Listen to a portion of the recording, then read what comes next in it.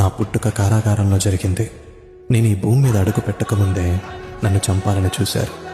నేను పుట్టగానే మా అమ్మగారికి దూరం అయ్యాను. వయసు పెరిగే కొద్దీ అసురులు నన్ను హతమార్చేందుకు ఎన్నో ప్రయత్నాలు చేశారు. కాస్త పెద్దయ్యాక మా గ్రామం నుండి మకాం మార్చాల్సి వచ్చింది.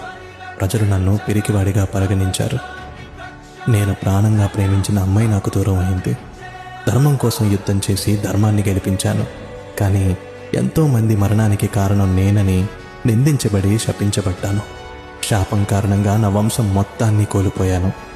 కిందటి జన్మ కర్మ ఫలితంగా కేవలం బొటనవేలుకు బాణం తగిలి నేను మరణించాను. ఇంత జరిగినా నేనెప్పుడు ఫిర్యాదు చేయలేదు, ఎప్పుడూ ఎవరి చెడు కోరుకోలేదు.